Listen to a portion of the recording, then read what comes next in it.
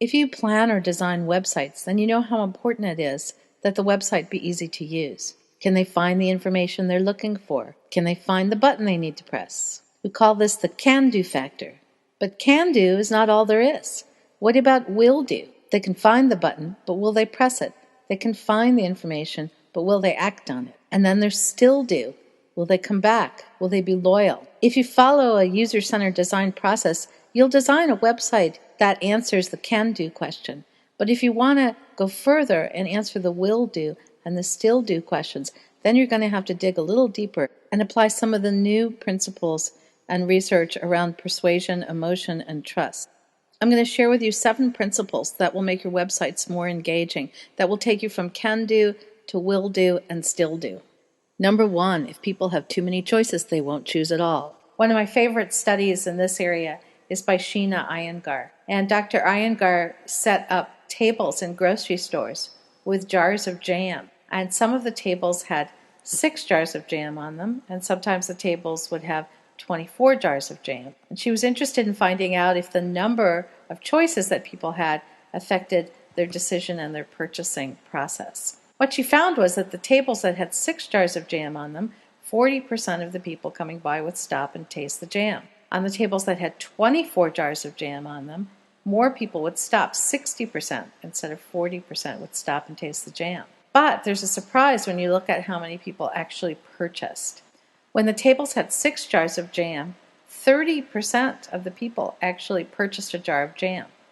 When the tables had 24 jars of jam, even though more people stopped, only 3% of those who stopped actually purchased. And what we know is that people will tell us they want lots of choices. If you ask people how many choices do you want at the website, they'll tell you, oh, show me everything. But we now know that they may want a lot of choices, but if you give them too many choices, they'll freeze and not make a decision at all. Principle 2 is that of social validation. What we know is that when people are uncertain, they'll look to others to decide what to do. This is why ratings and reviews and testimonials at websites are so powerful, especially if people are unsure. And the more information that you can have in the ratings and reviews, the more powerful and the more influential the rating and review is. Research even shows that ratings and reviews from other people that I consider my peers are the most influential. They're more influential than reviews or testimonials from experts or recommendations from the website itself. A third principle is the principle of scarcity. So if something is unavailable or not very available, if it's scarce, it's seen to be more valuable. So at a website when it says only 4 more days to order your plane tickets or only 3 items left, those are signals to our brain that we'd better hurry up because we're going to miss out. And actually, our unconscious brains are very sensitive to messages that have to do with losing. Fear of loss is a trigger that will cause us to take action. 4, our unconscious minds are very sensitive to food, sex, or danger. Those will definitely get our attention.